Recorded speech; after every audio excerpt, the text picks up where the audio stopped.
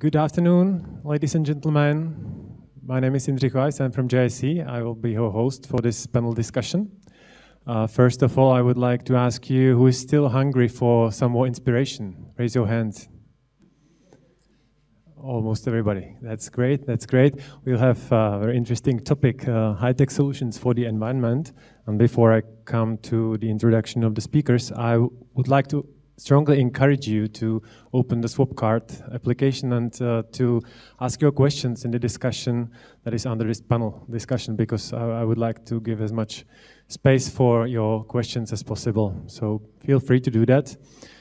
And now I would like to come to introduction of our guests. The first one, the most experienced one, is Mr. Jaroslav Klíma, the founder and CEO of Brno-based company TESCAN ORSAY, that is employing more than 600 people nowadays, and is one of the major producer of the electron microscopes in the world. Next to him, Mr. Petr Střelec from company Thermo Scientific. He's the CTO of this company worldwide and leads the Brno branch. It's a little bigger company with also other products, but the main part are the electron microscopes and spectrometers. And the third guest is František Vašek, the CEO from a company called Nano, who is one of the pioneer startups in Czech Republic and Central Europe in the field of energetics. And I'm happy that we have also a starting company here as a guest. There's one more guest who is online, and his name is Ankit Shukla. Ankit, we can see you now. Thank you for coming to us online. Sorry that you can't. Hopefully all of you can hear me as well. Yeah, we can hear you and we can see you very well. That's great. And Ankit works for Frost & Sullivan. He's Global Vice President for Customer Success and for Tech Vision.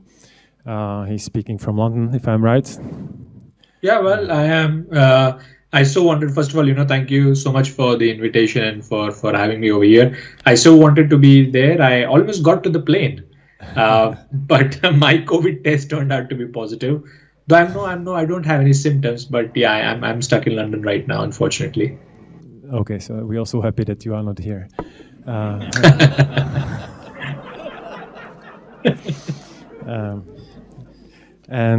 Guys, please raise your hands who's here for startups, who works for a startup or runs a startup.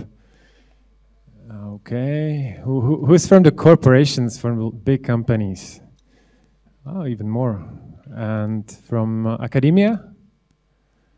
Okay, 2 hands. And from public service or public institutions or politics? Okay. So now, dear guests, you can see how the proportions are, so you can target your answers to the audience.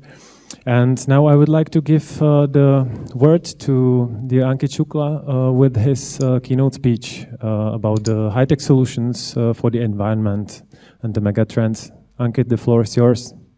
Yeah, excellent. Thank you so much.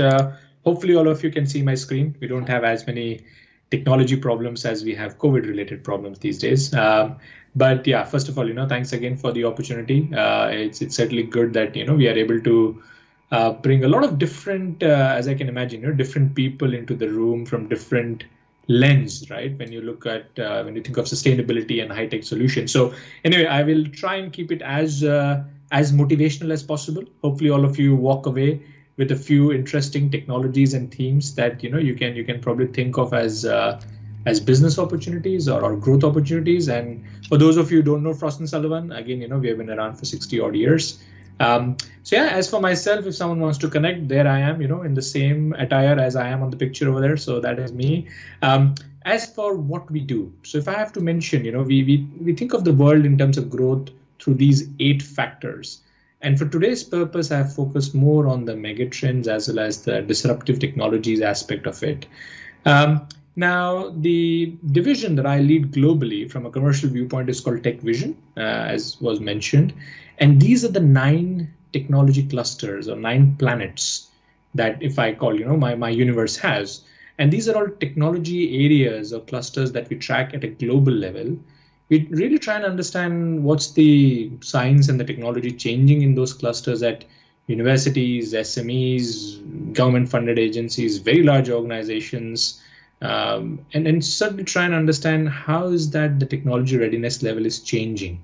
And I think that's where sustainability, if you ask me, in the last 18 months, has been one of the top 3 topics that we have been inquired with by the thousands of organizations we work with, including, by the way, Thermo Fisher as well. So in that sense, we look at these technology areas and then link that to the markets and industry verticals we work on. And one of the very interesting things that we do every year is, so we have been around for 20 odd years as part of Frost & Sullivan. Now, about 11 years ago, we realized that the same piece of intelligence that we are generating meant something very different to a startup versus a private equity versus a bank versus European Commission versus an organization. So we came up with something called as the top 50 technologies annual list. You can see over here how it goes. It's a fairly comprehensive exercise we do. But again, all of you will get these slides. But once you do have time, I would request you to zoom into some of these parameters that I highlight over here, because they are very good indicators of trying to understand how is it that the technology pace would change, both in terms of how the technology is evolving, but also how the adoption will change as well. And I think that is when we get to the top 50 technologies, which are near-term impact for 2021. And then we also get to what we call as the future 18, which are long-term technologies, 10-year plus in terms of adoption. So this is the list for 2021, the 9 clusters and 9 planets, as I mentioned over here. But for today's purpose, I said, this side, the left-hand side really makes sense, because under environment and sustainability, I'll give you a very quick flavor on green hydrogen, perovskite solar cells, and then 4D materials. And again, that's why I said I want to leave all of you inspired. Within this 7-8 minutes, there is a lot to go through. But hopefully, when you look at this list in your own context, in your own time, you will certainly be able to understand where is it that you can play a keen role.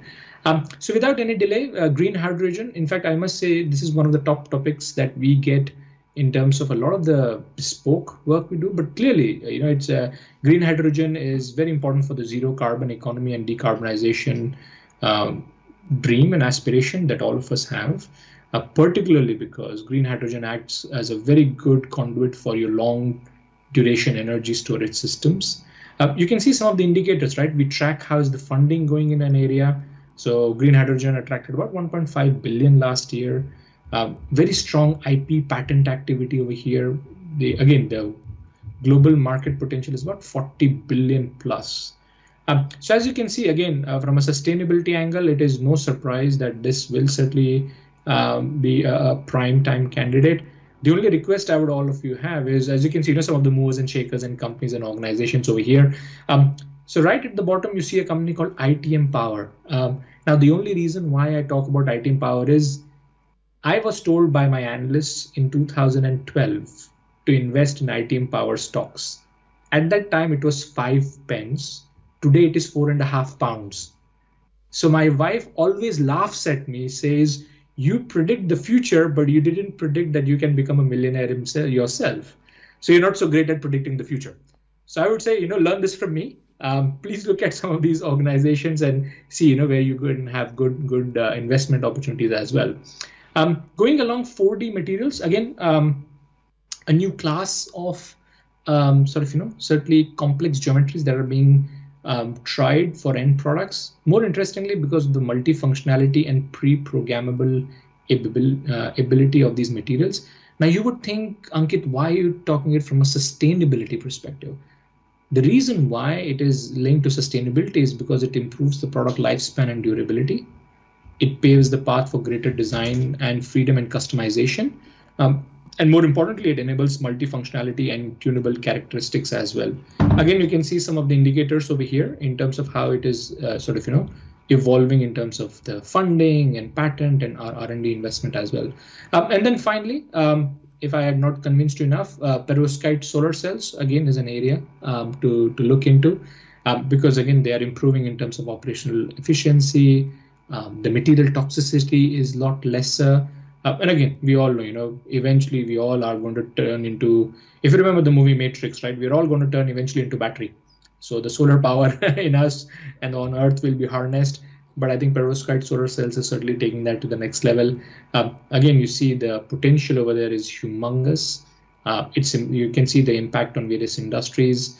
We also look at mega trends, right? Because these are the trends that drive, the adoption of the technologies. And in our assessment, it's definitely a sort of disruptive, game-changing technology in itself.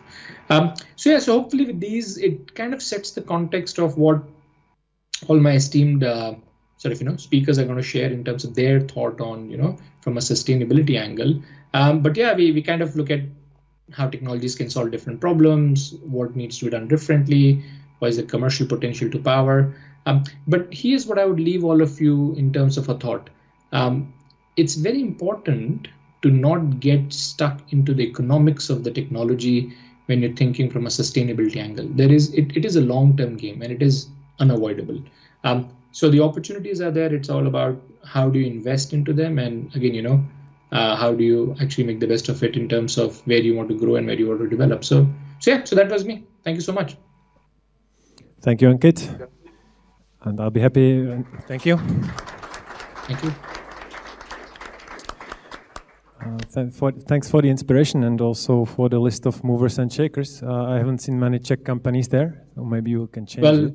Hopefully next time I will be able to update that with Czech companies as well through the analyst team. As first, I would like to ask Mr. Klíma if you can tell us what comes to your mind when you hear the topic high-tech solutions for the environment. Yes.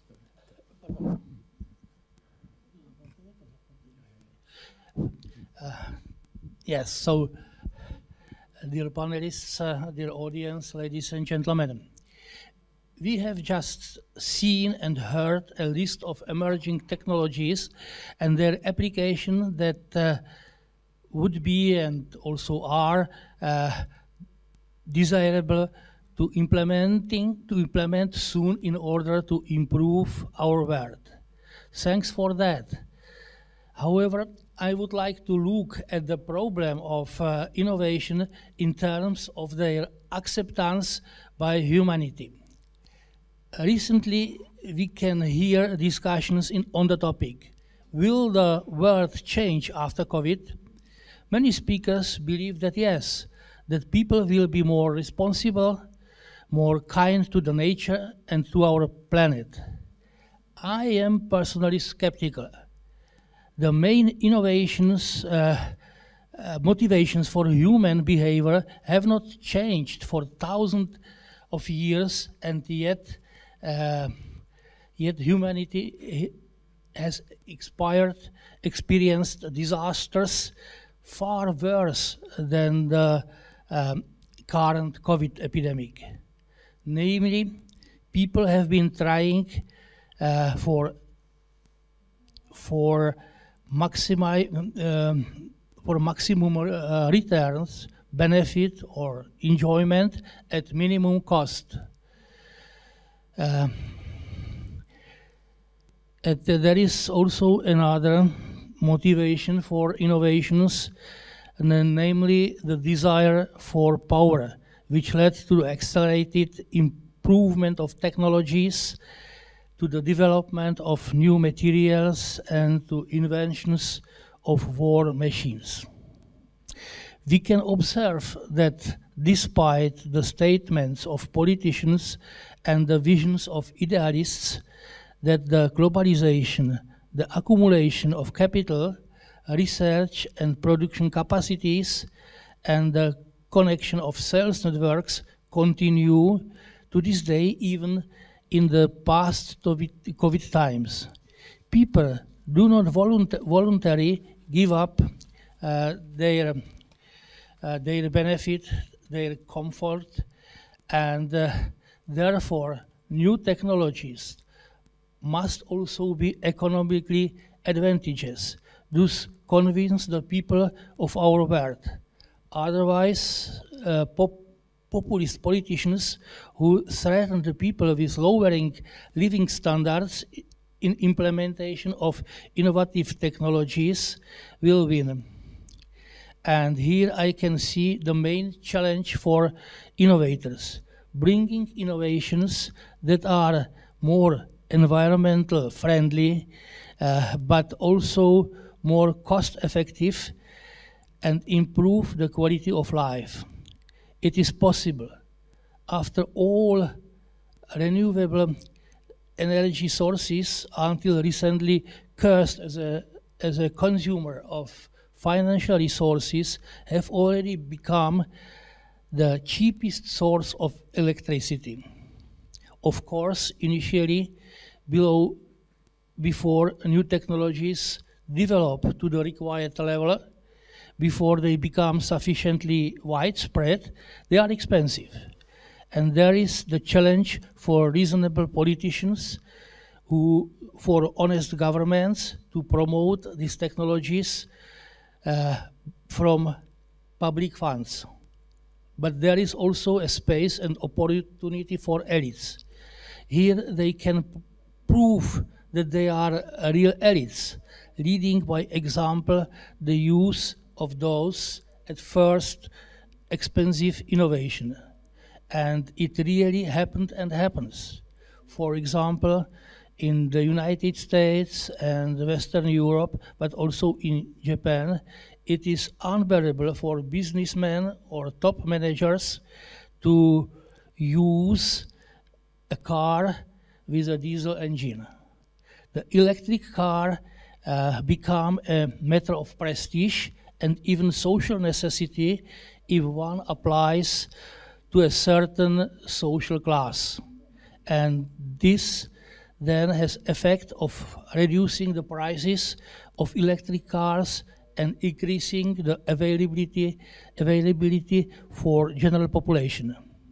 However, there are also other motives for intensive research and innovations. For example, the desire better resistance to diseases and epidemic has made instrumentation for life science, such as cell and structural biology, leading to the cause of diseases, and pharmacy, the fastest growing segment of the scientific instrument market. Of course, this includes all types of microscopes and many analytical instruments. I think for the beginning, it is all, and then we can continue when we will hear another inputs. Thank you so much for sharing your skepticism and also the hope. Mr. Střelec, what is your position? Do we have a chance with the high-tech solutions, or should we go back to caves? That's where I wanted to say start. Yeah. But we are saying the same thing, right? So we are saying, you know, we need to do something with the environment. And the best solution is, of course, let's give up all the advantages we have, go back to caves. I would love it. I'm survivalist. So no. But unfortunately, as Jaroslav said, it will not work. People are lazy. People want power. People want their easy lives, right? So this will not happen. Our planet will be more and more polluted, and at the end we die, suffocate in the garbage can, right? No, I believe in a better future. So my optimistic view is that basically the technology, which in the past years screwed our life on this planet, will help the planet to clean it, right? So I believe that the science at the end needs to help us, because we will not be able to give up our easy lives just in order to make our nature better. There are a few people, but it's a very, very small fraction of our population. So, and of course, another issue is that we are too many on this planet, right? So, and that will not stop easily as well, right? So, so there is only one way, and the way is science. That's what we do here. And that's what we are trying both to do with electron microscopy. We're looking into atoms, right? Because we know everything what happens here, every function, every color which is in here, every strength of the material or softness of the carpet, etc. It's based on the atomic structures, and we don't see them as human beings, and we can't see them with the optical microscopes, so we can see them with electron microscopes. So doing this, I believe we can reduce our energy consumptions, right? So we can, as Ankit has told, right? So there are some very advanced technologies which improve the efficiencies, how to get solar energies. But as well, we can reuse by catalytic approaches. The catalysts have the power to reuse the energy for producing different materials by usually 30%, 50%. So these are normal numbers, so this works. We can alter the materials, knowing the atomic structure and manipulating them, and make the materials for airplanes lighter, right? So we should fly less. That would be nice, but we will not, right? So then we make the airplanes lighter, or we can make better batteries, and so on and so on. So we are not there. We're just believers. We are like hoping that electrical cars with lithium batteries will save it, and they are not too ecological, but there will be new batteries. So the science will show it. And all this, and I will not go through a zillion of those unless you have questions, but all these new, usually based on this very low nano words, things, they can probably help and solve our problems. And as Jaroslav mentioned, it's not only about our environment, it's about our health. Seeing the atomic structure of the spike protein on this ball called coronavirus, right, help to understand how to attack it, how to build a vaccine. And I don't know if you know it, it took about 3 weeks. It took 3 weeks to map it. In 3 weeks, putting in the cryo-TM, we knew the structure, and the scientists again could look, okay, if the structure is this, we can block it this way. You know? So this is changing the way how we look on the medicine, and so are other approaches. Will there be problems? Yes. With dynamite, yeah, that can be misused. So should we do it? Yeah, there is no other option. We have to. So, and then we will learn how to deal with it. So I'm a big believer that at the end, science will save our world. That was kind of first message. And the second message is, you're sitting here, corporations, and you're here, the startups. 2 different words. There is such a barrier that we can't even communicate in between each other. So, and both is needed. Get us together, get the cooperation in this, because big corporations can do technologies which are not obtainable for small companies because of the high investment, because of you need to build the infrastructure for, I would say, for decades. You have to build your teams for decades. I have been educating for over a decade until they were like good enough to do their job, right? Some jobs are so difficult. So, so this is not so easy obtainable for startups, but then we become the monsters, corporates, right? So, and we are too slow. We are not agile because we have to justify everything, do the ROIs. The financial people who doesn't understand a shit about technology are telling us how it should be, and then we have the marketing people and all of that, and that makes us very slow in getting things done. Once we do it, we have efficient processes. That's a good thing. But the startups brings the innovation. So how to put these 2 words together? They're both needed. So, and I lived in startup and lived corporation. I love the startup, honestly. That was my most happy time. So I'm just saying, we need you startup guys, and we probably need to show, we need to change internally how to work with you, and I would say vice versa, you need to learn how to work with us. And this is something which is happening here in this region a little bit, in a fraction, maybe 1%, whatever. And if you do it better, I think we can accelerate what I was talking about. So that would be my 2 topics which I wanted to bring to this forum. So thank you. Well, thank you so much.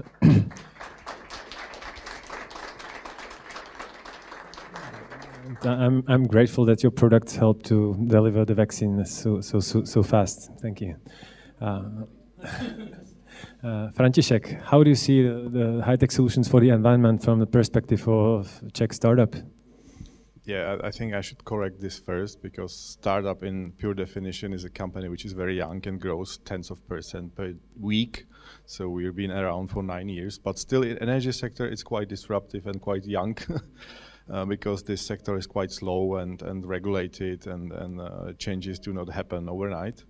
But still it offers a lot of opportunities to disrupt and change and find new value. Of course, mankind is very inventive, and there are a lot of high-tech solutions like very efficient PV panels, or there's tens of billions of dollars invested in research for batteries with higher density and higher driving range, etc. So there's a lot of technology available already, but the way it is used is kind of lagging behind, because as you correctly said, Mr. Střelec, mankind also is quite lazy and don't want to change dramatically and quickly, and we all like our comfort. Even I like my comfort. I don't want to blame anybody in this room. I like my comfort as well. And I think big companies also like their comfort, because they have their sales targets, KPIs, they want to sell certain volume of products, of physical products, and they hope that these technologies will help them to survive although the conditions are changing, and still sell that amount of physical products, and this needs to be changed. And maybe the keyword is unused capacity and inefficiency.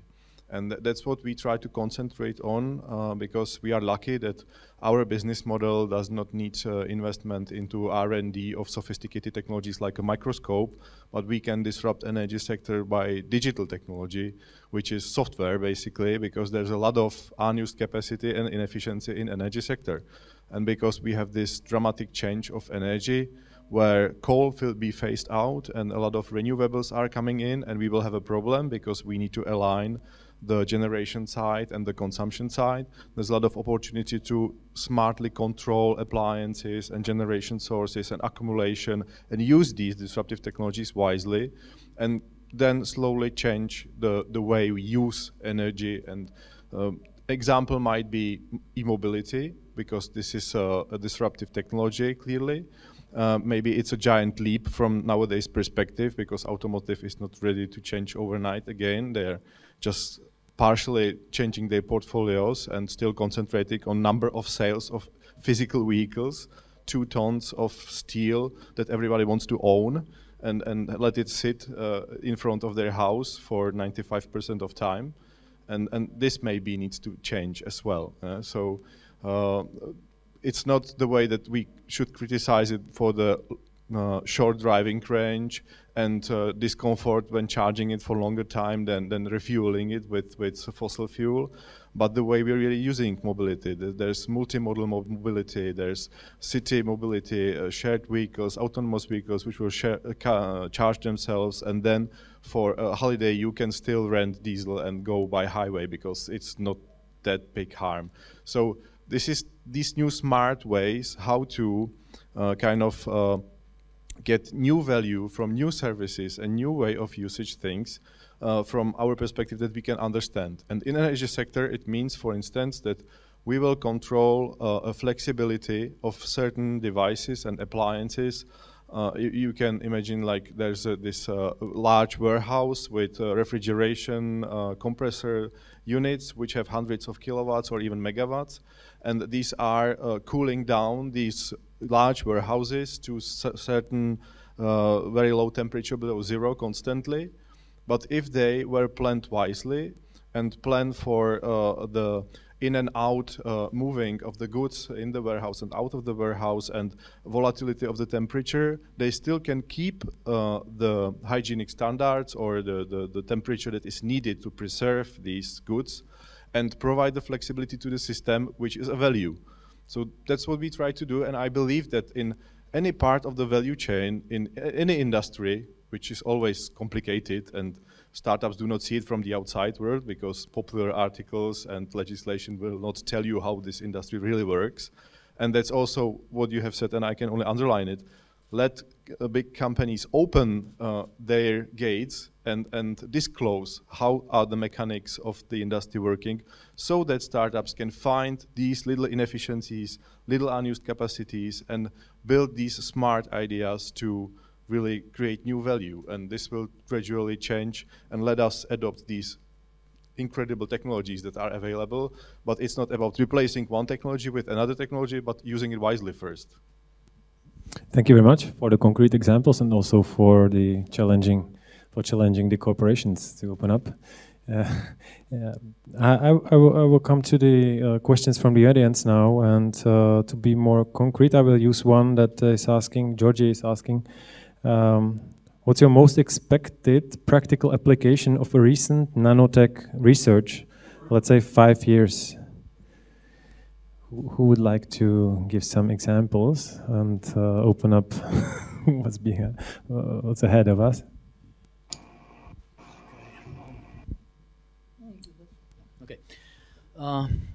Most concrete example of nanotech research. So we are the ones who are just enabling, right? So we do not do that. So if whatever I say I can't do, I just can help to enable, right? So first pre-closure. I think what will touch you the most is ability to heal diseases which are supposed to be unhealable. Parkinson. So the plaques which we all built over the years in our brains, right? So on our nerves, neuropathy or other diseases. So we are pretty good in fighting like viruses or bacteria. But what is happening with our bodies over our life and how we treat them, these diseases are usually for us very difficult. And I believe that this nanotechnology is going to solve it. I can say probably more about it if there is interest, but that would be for me probably the most outstanding thing. Thank you. Mr. Klíma? I will go back to the first topic, which is I can't say conflict, but comparison of startups and small and middle-sized companies and huge corporations. I think the opportunities for startups are very different in different fields of activity. For instance, in the huge projects introduced by Mr. Shukla, it means the green nitrogen, etc. This is the very difficult topic that must be solved by big teams, and they need astronomical budgets. So I think that there is practically no space for small companies in this playground. On the other hand, even in the microscopy, there are very different opportunities. In electron microscopy, you need a very expensive technological background if you want to build your own microscope. On the other hand, because I am also active in the field of light microscopy, the innovation is not in individual elements of the optical system, but in the way how they are assembled. And practically almost all components of new modern microscopes can be purchased. They are available. So even a small university team can purchase them and assemble completely new instruments. So on the other hand, because I have a very long experience in the field, usually the consolidation of the market occurs. It means the successful and prospective small companies will be swallowed by the big corporations. I would say that the software, particularly the software for controlling such a complicated systems like electric networks, it is not my branch, but what I can observe, also the software companies, when they are successful and develop and own any original technology, they are also target of the acquisitions of big companies. Recently, everybody knows that our Czech biggest and most successful company, Avast, has been acquired by one American company. So I think it is a natural process that the accumulation of capital is here, in spite of the declaration of some politicians. So I can see only one decentralization. It is the production of electricity in Germany, where practically when you drive through the German villages, you can see that half of almost half of the houses is equipped with solar panels on their roofs. But generally, the big industry, even in our branch of scientific instrumentation, provides a good evidence of this. Accumulation. Even the big company FEI have been acquired recently by even bigger company Thermo Fisher, and we can see that the reputed company Gatan has been acquired by Ametech. So this is the natural process. Small, it's not the more small, but it was a middle-sized company, Vitech in Germany, producing atomic force microscopes, and Raman spectrometers has been acquired by Oxford Instruments. I can give you many examples. So this is that really startups are necessary. They are flexible, but currently I can see the trend that the establisher of startups try to raise the capital, reach as big portion of the market share as possible, and then sell the company to a big corporation. Thank you. Both guys who haven't spoken yet are shaking. I will give first word I think to the Ankit. question was on what nanotech application could be there in 5 years from now. Was that the question? Yes, and then there was another topic of if it is natural, this process of acquiring the small ones by the bigger ones, and maybe also if you can comment on that from your perspective of a global advisor. Yeah, no, definitely. So nanotech always makes me excited. So I joined Frost & Sullivan in 2005, so it's been a long while. And at that point of time, carbon nanotubes were supposed to solve all of our problems by now. That has not happened. We all know that, right?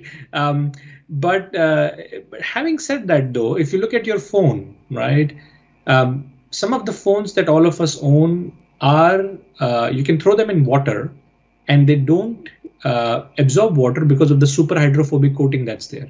And that's made of nanoparticles. So similarly, what I have seen as evidence from organizations like VTT, Fraunhofer, Technalia and Forschung Center is certainly a desire to push where nanotech can go.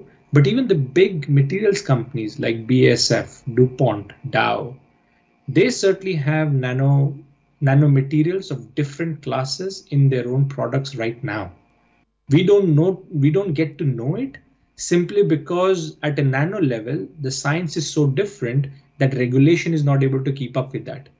Even some of the creams that ladies in the room are using from L'Oreal have silver nanoparticles in it, ZNO. But again, they don't want to advertise it on the label because it then suddenly says, hey, if you inhale it, what's the question of it, right? But where do I see 5 years from now? I certainly would see the public adoption of nanotech becoming a lot more comfortable, hopefully. So that's one. If you ask for a very specific example, in the packaging industry, actually, sustainable packaging is an area where graphene and nanomaterials are being trialed out, so that if in the future, the material, if the produce is changing its characteristics, like an apple getting rotten, the packaging will change its color. So that you don't even have to open it, and then you can sustain it and recycle it. So that's one example that we know of that people are trying. And even mountain terrain bikes, right, which can be made of nano composites, super lightweight, which you can carry. That's also in the works. It will be expensive, but it will be in the works and a lot more mainstream. So that's part on the nanotech bit. On what Jaroslav was saying about, the big fish eating the small fish, right? That's the simplest way of explaining what he was saying for a few minutes. I guess that's the natural order. But I think what I've seen as evidence in the last 5 years is there is a lot more respect when that process goes through. There is genuine admiration from the big corporations for the value and the agility that startups bring, which, as Peter would agree, right? Even large corporations, they want to be nimble, but they cannot be nimble. And I think that's what the startups bring to them. So I don't see that changing per se. Plus post-COVID, in fact, there are a lot of deals that are happening right now because every startup is suddenly very, very attractive as far as their valuation is concerned. So you'll see a lot of it happening in 2021 at least, and next year as well. So that's at least my thought of how I see the landscape changing. Thank you, Ankit. I will ask František for reaction, and I will at the same time ask you for the last question, and I will ask also the other ones because we are running out of time. I will use a question of Eva, who is asking, how can we actually influence the world to buy the sustainable products, not for the luxury or prestige purposes, but for needs to, that each of us survives, so that the people understand it. I think that what's also Nano Green is trying to do in the marketing. So please, reaction and answer this question. Yeah, there was an interesting discussion in that hall where sustainability in business was discussed. And the resume at the end was quite, it needs to hurt first so that we change. So I think luxury will be around even if we don't want it. And pure utility is also not very sexy for consumers. So I think we need to motivate people to live differently and definitely positively, not negatively. It's a human nature. But I just wanted to react very quickly on a role of startups and corporations. I think we can happily live together, and many of these opportunities are overlooked by big companies because they're too big. They have their own running business. They need to optimize it, and it's fair. And if they wanted to see this opportunity, they would need to put it under microscope, and that's the role of startups to see these minuscule things and basically engage in businesses that are in hundreds of thousands or millions Czech crowns, because this is too little for corporations. And it is okay that they will buy them later. And I think this is usually an exit strategy of a startup, to build something valuable and sell it to someone big, hopefully strategic investor who will nourish it and not kill it. So that's the way it should go. Thank you, and I will ask everybody for the final word now, because we are like 4 minutes to go. So final word. Yeah, you can continue. Okay, so again, back to that question in that room, will we make it or won't we make it? I think there was a nice resume, maybe you've heard it, that only the fact that we have gathered here and that we are discussing these topics gives hope that these two worlds, that the startups who want to disrupt and look for new value, and big companies who have their running businesses which they do not want to change until they will start failing and until they will be pressurized by carbon tax or something like that. So let's hope that this will happen earlier. That's my final word. And I think that we all can help this by communicating, by opening these opportunities and taking them up. Thank you. Mr. Střelec? Yeah, I will come back to that question. I believe there is not a one solution fits all. So basically there are some people who education helps so that they will understand what the hell they're doing. There will be some people where the economy needs to help, and I really appreciated what Mr. Muchna has said, that basically sustainability can be a business. So once we do sustainable things such a way that it will be cheaper or equal at least, and that's possible. It's just, work. Some people will buy it, and there are some people who need a stick. I mean, beat them with the stick, whatever is that. But yes, sooner or later we will need to do something, and I hope we will not need to go through the big catastrophe. I believe that COVID gave us a little bit warning signals on some things, and then we have seen how certain things has changed because we stopped traveling like crazy, for instance. But it's too little for people, so I think the catastrophe you're talking about would be probably not so pleasant. so I hope we can avoid it. And I'm positive in this sense, and I'm positive in the cooperation with startups. And I have one message for startups. What about if you try to build it as a family business? What about if your exit strategy is not to sell it, but to grow it proudly? And I know it's super difficult to give it to the next generation. Yeah, I'm coaching some guys, helping to, how to do this. It's super difficult. But try to think about it, what it means to have your heritage in the name of the company. Selling and then living on Hawaii, and what's the point, right? So, but developing something until you die, I see a value, and I would be happier maybe if I would have my own company. So I'm happy that I'm developing some other big company, fine, but I think the world may change. Thank you. So, first of all, I would like to declare that I am supporter of innovation, supporter of the green technologies and improving our environment. It is clear that we cannot continue with the pollution of our planet. Then I would like to add something what Peter said.